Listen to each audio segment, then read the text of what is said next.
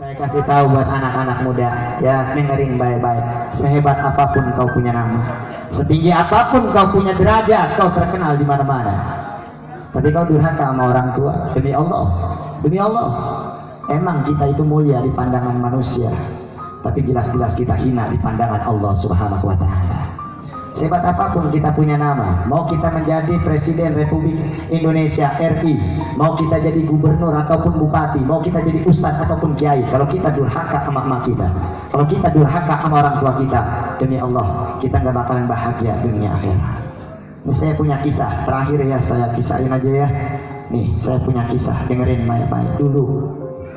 Dulu ada anak durhaka sama emaknya.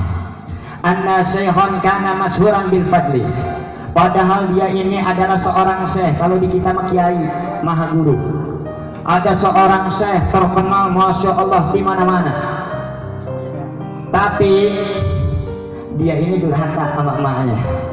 Gimana durhakanya? Payauman basada Makkah, di waktu dia mempunyai tujuan untuk berangkat ke kota Makkah.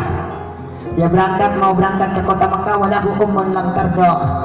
Emaknya, dia punya emaknya kagak redo. Emaknya kagak ngebolehin. Kenapa? Sebab emaknya dewekan, emaknya sendirian, emaknya nggak mau ditinggalin. Ini saya nggak boleh berangkat ke Mekah. Tapi apa yang terjadi? Falam yaqtadir syekhu ala irdaiha wa masya ila Mekah. Ini syekh dia nggak bisa nahan dirinya. Dia tetap berangkat tanpa seizin emaknya, berangkat tanpa izin ibunya, tetap dia berangkat. Dia nggak dengerin apa kata emaknya, dia berangkat. Faja'at ummuhu min khalfih, maka emaknya ngikutin dari belakang. Emaknya ngikutin dari belakang, emaknya netesin air matanya. Ketika emaknya netesin air matanya, emaknya angkat tangannya. Ya Rabb, ya Rabb, inna ibni ya Rabb, wahai Allah, wahai Tuhanku, anak saya ya Allah, ahraqani binaril firqah, anak saya telah membakar saya dengan api perpisahan. Salih alihi iqaba, hukum dia ya Allah. Ini doa seorang emak, la syak, enggak diragukan lagi. Doa yang mustajab, enggak diragukan lagi. Dakwatul walidain ala waladihima, doanya orang tua buat anaknya.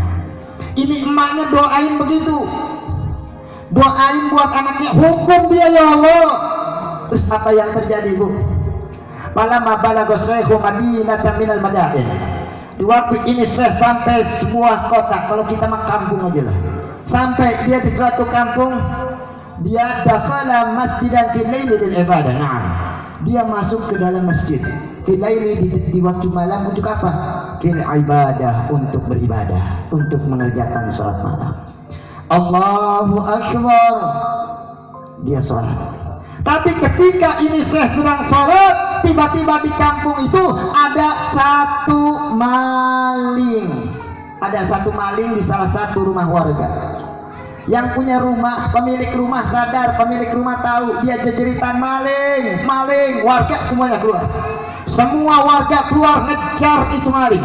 Maling lari, warga ikut lari, terus itu maling dikejar. Sampailah maling ini lari ngumpet di samping masjid. Warga ngejar, warga nggak ketemu, warga kehilangan. Dicari-cari orang ketemu, tapi warga melihat di dalam masjid ada orang asing. Terus bagaimana? Ditangkaplah ini syekh, ditangkaplah ini anak yang tadi emaknya kagak redo. Ditangkap dan dibawa. Kemana dia dibawa? Dibawa ke raja. Sampai di depan raja, apa kata raja? Apa kata raja? Congkel kedua matanya. Dicongkellah kedua matanya. Potong kedua tangannya, dipotong kedua tangannya. Tebas kedua kakinya, ditebas kedua kakinya. Masya Allah. Apa cukup sampai di situ? Cukup sampai di situ? Enggak. Setelah ini dicongkel kedua matanya, dipotong kedua tangannya, ditebas kedua kakinya. Ini diarak-arak isuh di pasar. Apa kata warga? Hada jazaa'us sari. Nih maling. Nih siapa yang mau maling, begini hukumannya. Ini syekh dengar dikata maling, dia dengar. Apa kata ini syekh? La taqulu kadzalik. Kalian jangan bilang saya adalah maling. Saya bukan maling. Saya adalah seorang syekh. Saya adalah seorang syekh yang mempunyai tujuan berangkat ke kota Mekah. untuk tawaf, untuk beribadah, tapi tanpa izin seorang ibu. Warga dengar diturunin itu kandangnya, dilihat dibuka penutupnya, ya Allah, semuanya jerit, semuanya menangis, baru sadar kalau ini adalah syekh yang terkenal di kampung sebelah. Disitulah Allah butakan mata mereka karena akibat kelakuan syekh kepada ibunya. Setelah itu syekh ini dibawa ke rumah emaknya, dibawa ke rumahnya, ditaruh di depan rumahnya. Dan ini syekh kagak ngaku kalau anak emaknya, nggak ngaku anak ibunya. Dia justru bilang, ana musafir ja'i. Bu, tolong bu, saya adalah musafir, saya adalah orang yang bepergian jauh, saya kelaparan, tolong bu. Ibunya dengar, ibunya jawab dari dalam rumah, nak, ke pintu sini, jalan ke pintu nak. Maaf bu, mali min rijlain amshi ilaiki. Maaf mak, maaf bu, saya nggak punya kedua kaki berjalan menuju pintu. Saya nggak punya kaki bu, maaf. Oh kalau begitu nak, tangannya nak bikin jendelain nak. Maaf bu, mali min yadain. Saya nggak punya kedua tangan bu. Maaf, saya nggak punya kedua tangan. Apa kata ibunya? Terus saya harus bagaimana? Kalau saya keluar, engkau dan saya bukan muhrim, haram, nggak boleh. Ibunya perempuan soleha. Terus apa jawab ini syekh? Tenang bu, la tafaqi, tenang bu, jangan takut. Mani min ainin, saya nggak punya kedua mata kok, nggak apa-apa keluar. Saya nggak punya kedua mata kok. Maka ibunya langsung keluar. Maka jaragipan wa ma'an baridan. Dia ambil roti dan dia ambil air dingin. Sampai di depan anaknya, ini syekh sadar kalau emaknya udah ada di depannya. Wado'a wajhah ala qadamaiha. Mukanya, palanya langsung diletakkan di bawah kedua kaki emaknya. Sambil mengatakan, ana ibnu kilasi ya ummi. Bu, saya adalah anakmu bu. Saya adalah anakmu yang durhaka bu. Emaknya yang dengar begini langsung lihat mukanya sadar. Apa kata emaknya? Ya Allah, ya Allah, ya kanat hanya diketahui.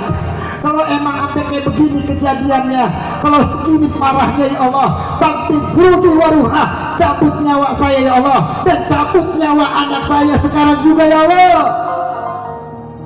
Ketika itu tiba-tiba rumahnya langsung runtuh, menimpa keduanya, dan keduanya meninggal dunia. Apa artinya bu?